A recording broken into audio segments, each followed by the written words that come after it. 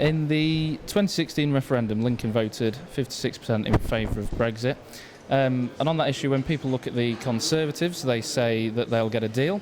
When they look at the Liberal Democrats, they say they're going to stop Brexit. What does Labour say on Brexit?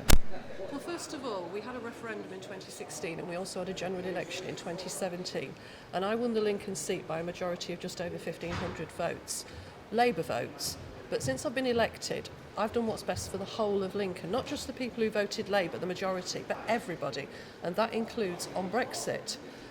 Labour's Brexit position is that within 6 months of taking office, we will have gone back to Brussels and got a sensible deal, one that protects trade and doesn't have a border down the middle of the Irish Sea, all of those things that we've talked about, and we will bring that back and we will then ask people if they want to leave the EU with a sensible deal or if they'd like to remain. We'll take it back to the people because frankly, Parliament has been deadlocked. For 3 years it's been deadlocked and Boris Johnson's deal isn't a good deal. We need to find a deal that actually works for businesses.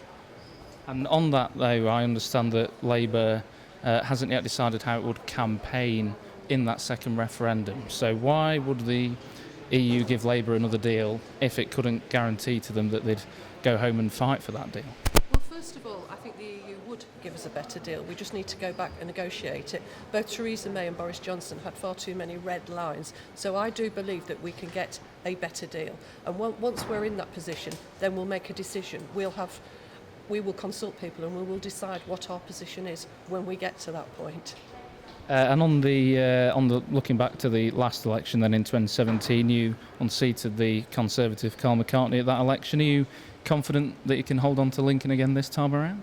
Yes, I am. We're out on the doorstep and it's really positive. We're doing 2 sessions a day. We're covering lots and lots of ground and I think I've done a really good job over 2.5 years.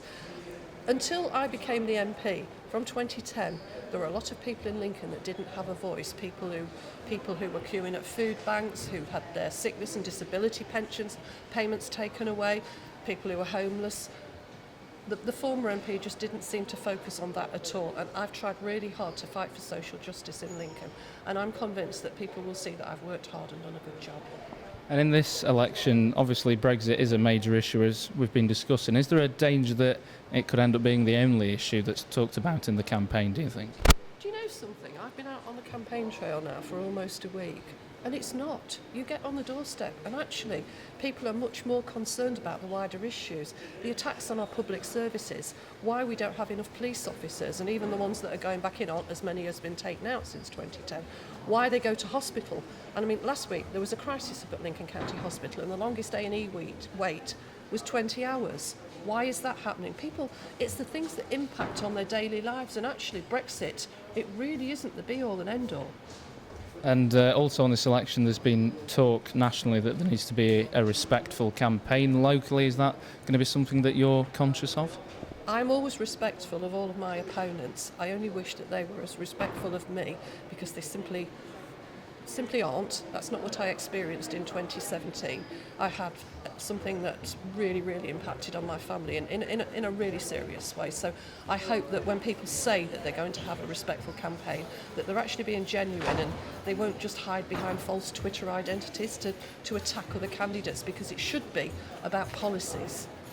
And on those policies then, what would be your priorities for students if you were re-elected as the MP? Well, we absolutely need to see the abolition of tuition fees, and we need to see the National Education Service, education from the cradle to the grave, not just at university, but right from little kids and, you know, people who want a second career or a third career later on in their lives. Students aren't all, I mean, I was a student, I became a nurse at 39. Not all students are 21. You know, students cover a whole range of ages. So for me, it's about lifelong learning and abolishing tuition fees. And what would, away from campus, be your priorities be for the wider city in Lincoln and the constituency? The focus clearly has to be climate change, doesn't it? When you look at the floods that are happening now, we have to look at how we mitigate that both locally and nationally. For me as well, public services, not just the NHS, making sure that our nursery schools, there are 2 nursery schools in Lincoln whose funding isn't guaranteed beyond 2020. That's a priority. There are so many priorities. You know, that's what this campaign should be all about. Finally then on to a few quick fire questions.